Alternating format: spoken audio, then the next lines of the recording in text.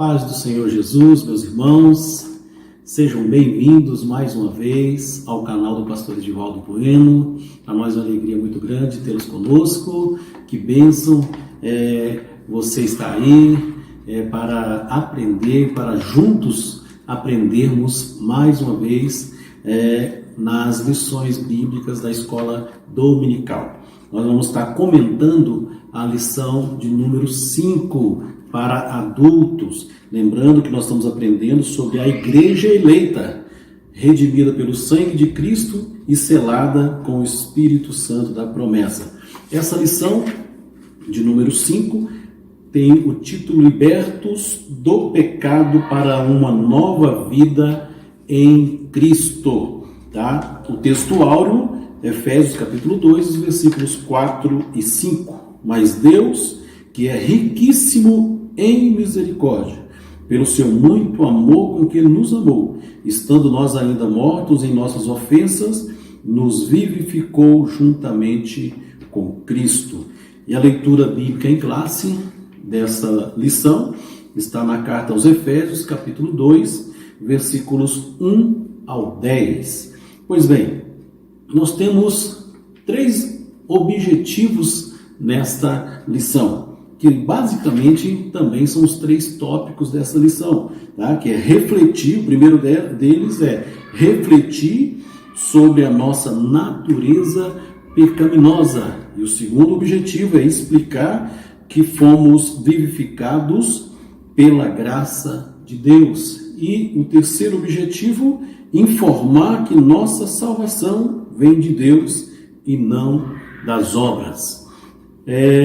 Nós, quando olhamos para a Escritura, para a Bíblia Sagrada, nós vamos ver que nós fomos salvos por Cristo, libertos por Cristo, e quando nós fomos alcançados por esta graça, quando nós tivemos um encontro real com Cristo, quando nós fomos aceitos por Ele, perdoados por Ele, quando nós fomos salvos por Cristo, Ele nos vivificou, estando nós ainda mortos. Essa era a nossa condição, tá? Então, por isso que a lição vai tratar da antiga natureza morta em ofensas e pecados. A palavra ofensa, ela aqui na lição está escrito aqui paractoma, ou seja, que pisa em falso, tá? E também ofensas e pecados.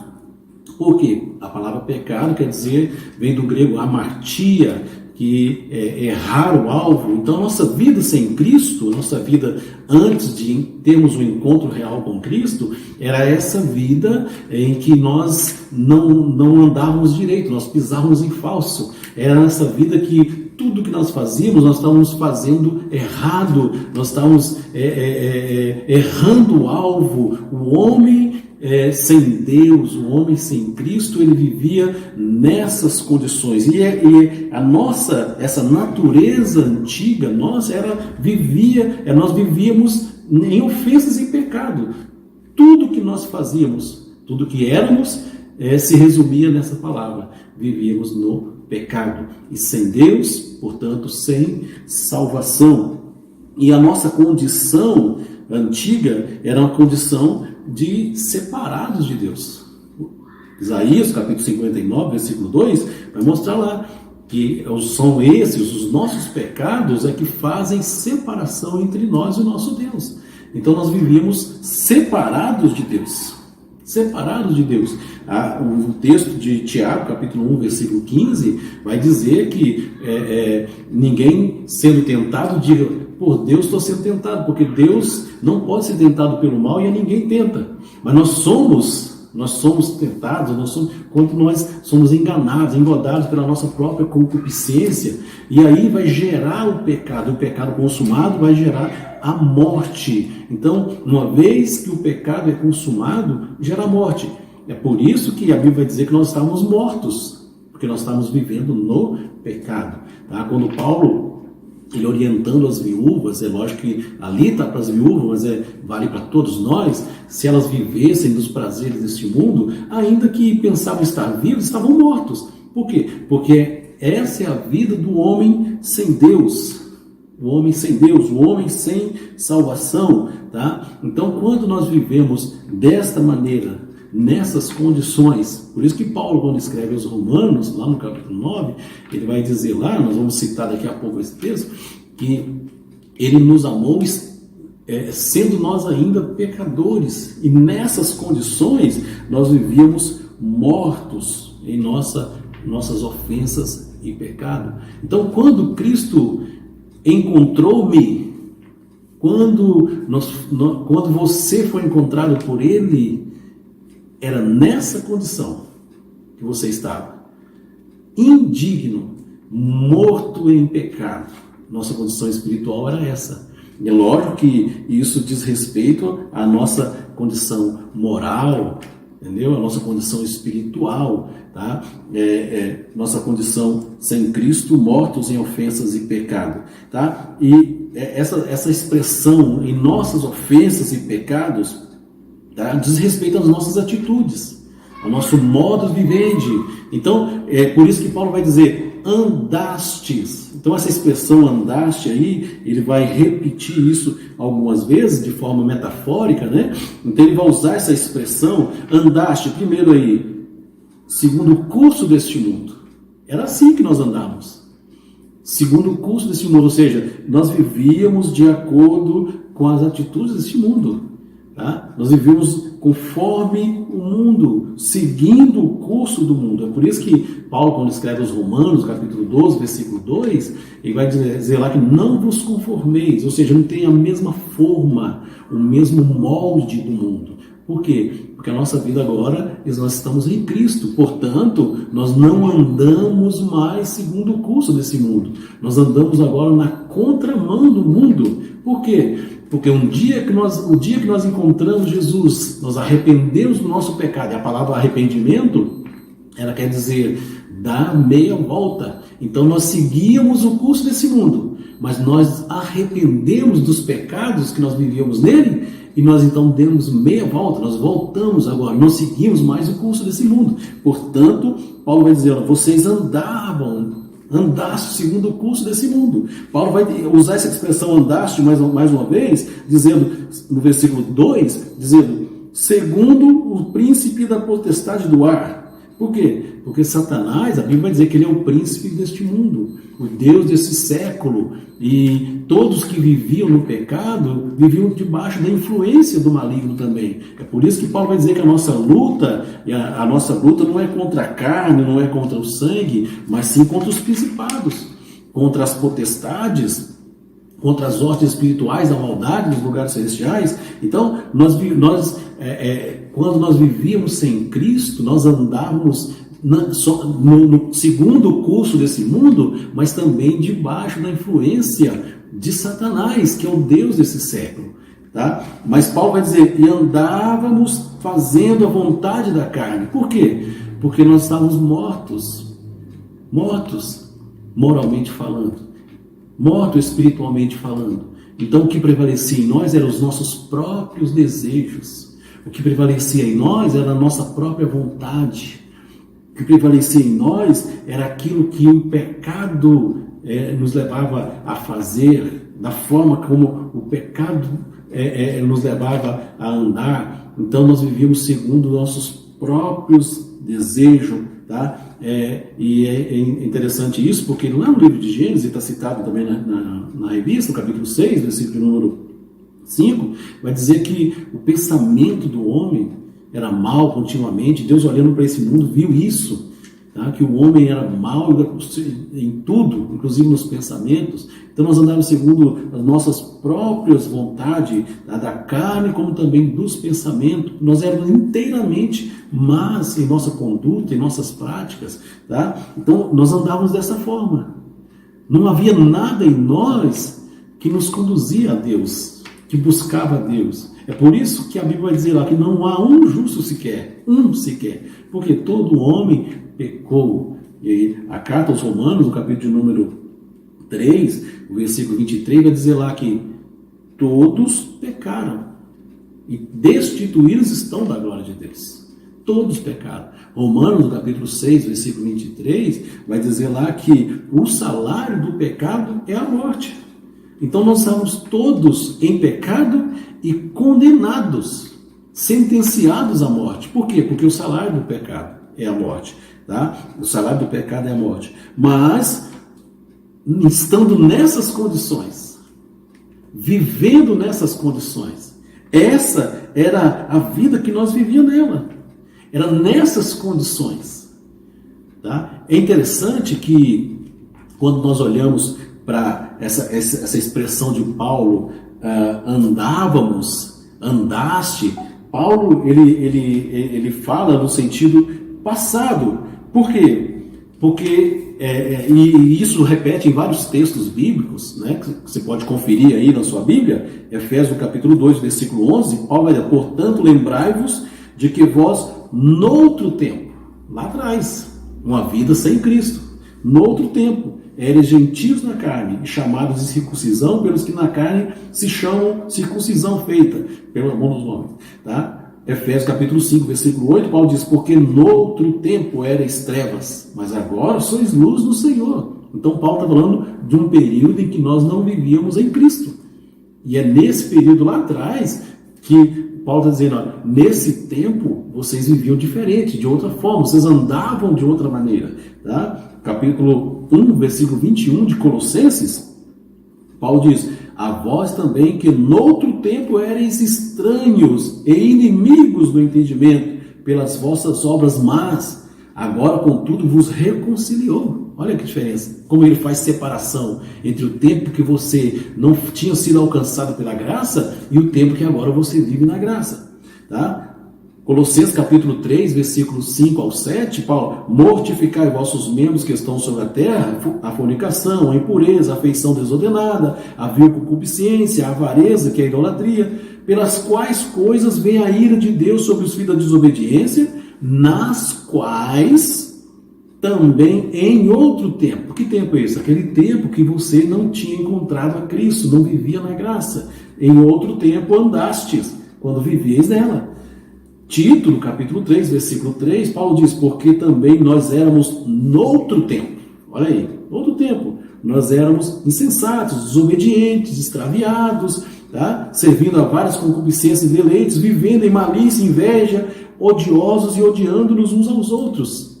Em outro tempo, não agora. Agora em Cristo nós não andamos mais assim. Tá? 1 de Pedro, capítulo 2, versículo 10, vós que em outro tempo não erais povo, mas agora sois povo de Deus. Olha que coisa maravilhosa. Tá? Em outro tempo nós não éramos, porque não andávamos dessa maneira. Agora nós andamos como povo de Deus, como filho de Deus. Tá? Quando nós lemos tudo isso, nós vamos lembrar de quê? Quando Paulo escreve sua carta, segunda carta aos Coríntios, capítulo 5, versículo 17, ele diz lá, tá? Se alguém está em Cristo, nova criatura é. As coisas velhas, a vida que nós andávamos nela, as coisas velhas se passaram. E eis que tudo se fez novo. Então nós não andamos mais. Por isso que Paulo expressa: andaste. Nós não andamos mais como antes. As coisas velhas se passaram. Tá? A carta aos Colossenses, capítulo 3, versículo 9, versículo 10, Paulo vai dizer lá: não mintais uns aos outros, pois já vos despistes do velho homem. Vocês já não andam mais como o velho homem. Já vos despiste do velho homem e com seus feitos, e vos vestiste do novo, que se renova para o conhecimento segundo a imagem daquele que o criou. Então, nós hoje não andamos mais segundo o curso deste mundo. Nós não vivemos mais naquelas práticas. Tá? Agora, estando naquela situação, estando nesta vida, andando no pecado, vivendo nessas condições, foi nessa condição, nessa vida que nós vivíamos nela, que Jesus, ele nos buscou, nos chamou para a sua graça, por sua graça. Estando nessas condições, por isso que Paulo diz: estando vós mortos, ele diz aqui, e vos vivificou, estando vós mortos em ofensas e pecados. É nessas condições de outrora que Jesus nos chamou, que ele nos vivificou, tá? É por isso que diz aqui: vivificados pela graça, pela graça. E esse é o segundo objetivo da lição, tá? Fomos vivificados pela graça de Deus. Pela graça de Deus, unicamente pela graça de Deus. Nós fomos vivificados por sua graça, alcançados por sua misericórdia. Nós estamos debaixo da ira, destinados à ira. Tá? Apocalipse lá vai dizer, lá no capítulo de número 20, lá, e Apocalipse vai mostrar aqueles que praticam, que vivem nas práticas que nós vivíamos antigo, eles ficarão de fora. A ira de Deus está sobre eles. Tá? Eu já citei aqui o texto de Romanos, capítulo 3, 23, 6 e 23 também de Romanos. Nós estamos destinados à ira de Deus. Tá? Era isso que nós merecíamos. Mas Ele nos alcançou, baseado em quê? Em nossos méritos? Não. Baseado em quê? Que há um melhor do que o outro? Não. Deus, olhando para este mundo, Ele viu todos debaixo da ira, todos destinados à perdição, todos andando no pecado. E mesmo nessas condições, estando vós mortos, estando nessas condições, Ele nos vivificou, tá? Baseado em quê? No seu amor. Baseado no seu amor.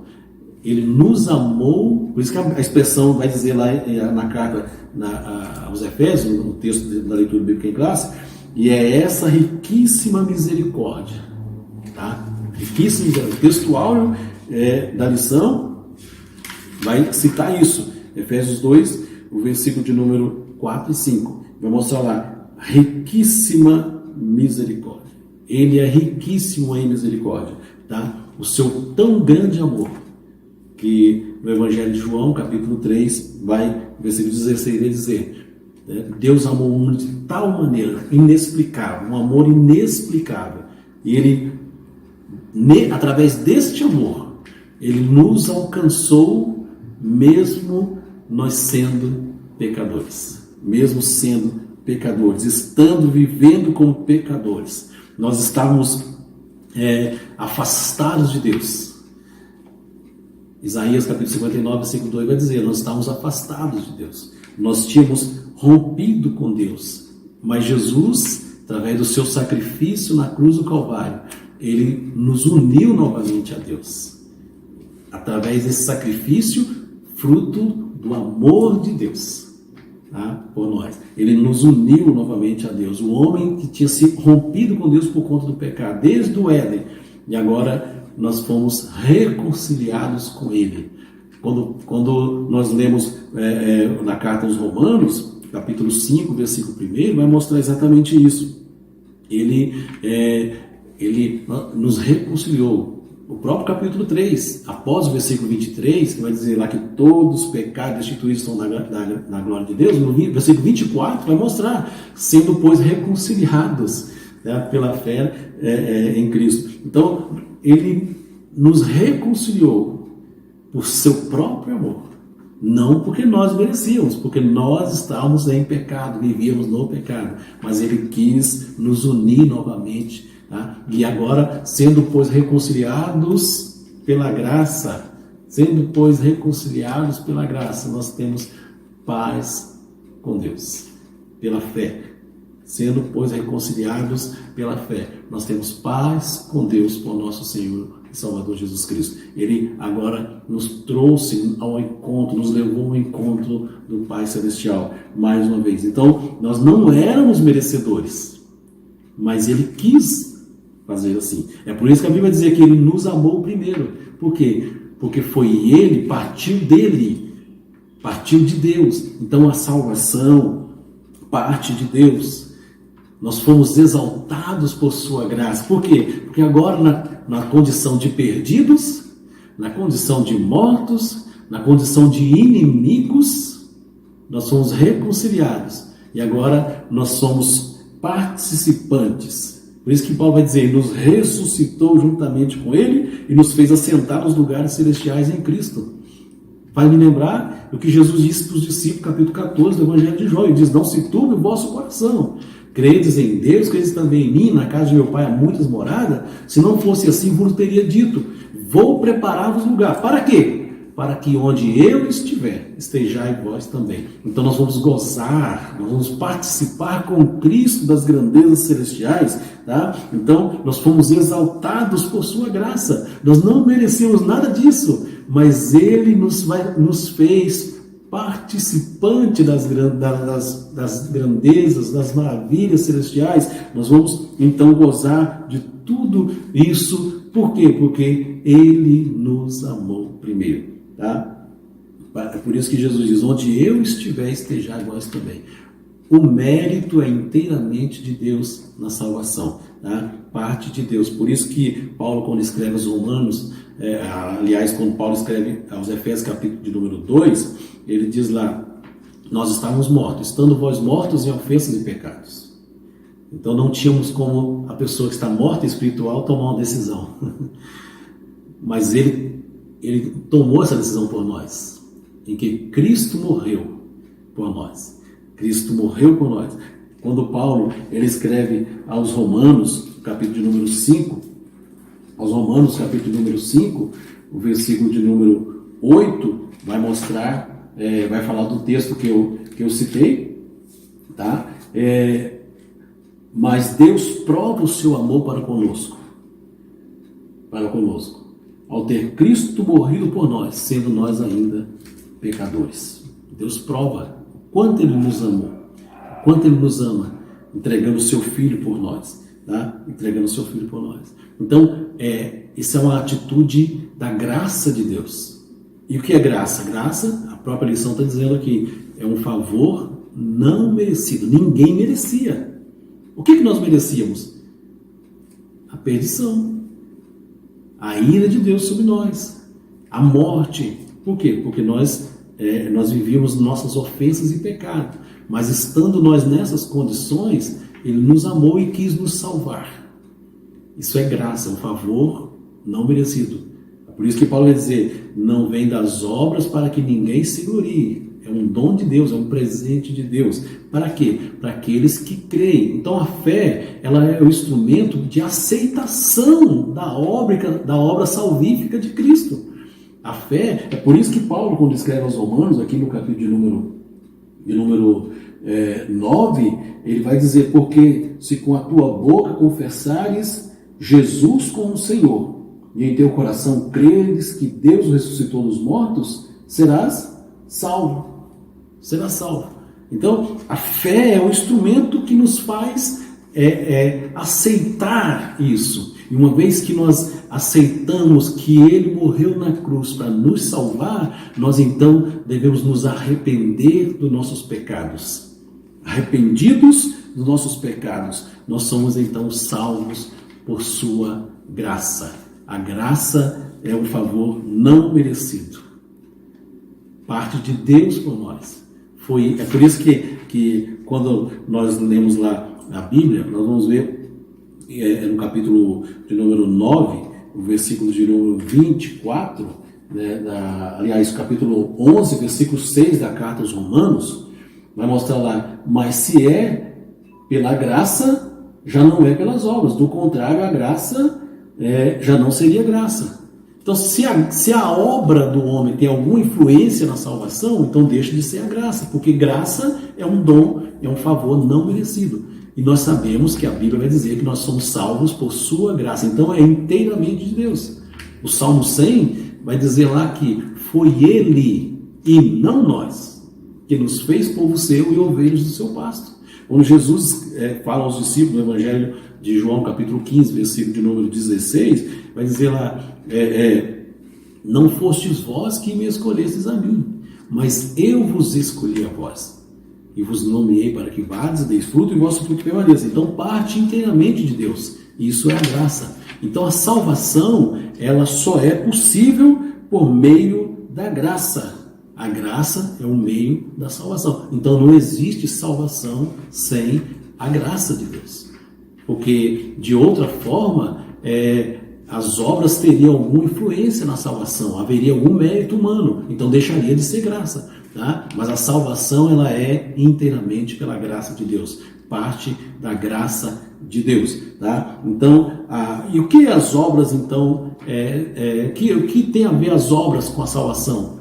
As obras são evidência, tá? É isso que a lição vai dizer. As obras são evidência da salvação e não meio. O meio para a salvação é a graça. As obras são evidência, tá? Ele nos salvou, tá? Ele nos salvou. Nós fomos criados em Cristo para as boas obras. Capítulo 2 de Efésios, versículo 10 vai dizer isso. Para as boas obras. Então nós vivemos hoje, nós andamos não mais como andávamos. Lembra da palavra arrependimento? Você deu meia volta, você não anda mais naquele curso deste mundo. Agora você deu meia volta. Então hoje nós andamos segundo a vontade de Deus e para a glória de Deus. Nós vivemos nas boas obras, praticamos boas obras. Para quê? Para ser salvo? Não, porque nós já somos salvos. E como salvos, nós fomos salvos por Ele para as boas obras. É por isso que na vida da pessoa que teve um encontro com Cristo, que foi alcançado por sua graça, há uma mudança de vida. Já não vive mais no molde do mundo. Já não anda mais segundo o curso do mundo. Houve ali um novo nascimento. É uma pessoa que foi regenerada, nasceu de novo. Portanto, ela, então, as obras dessa pessoa vai demonstrar, vai caracterizar. As obras dessa pessoa vai mostrar que essa pessoa, de fato, teve ali um novo nascimento. Essa pessoa teve um encontro real com Jesus. Portanto, ela é salva. E como salva, ela então pratica boas obras. Não para ser salva, mas porque ela é salva em Cristo. A salvação é um ato de Deus, um ato que partiu de Deus por nós. A graça maravilhosa me alcançou e alcançou você. Que Deus em Cristo continue nos abençoando. Que eu e você continuemos vivendo debaixo dessa graça maravilhosa de Deus em Cristo Jesus. Continue ligado aqui no canal do Pastor Edivaldo, curta aí o canal, compartilhe nas redes sociais e continue aí junto conosco. Que Deus te abençoe continuamente. A paz do Senhor Jesus.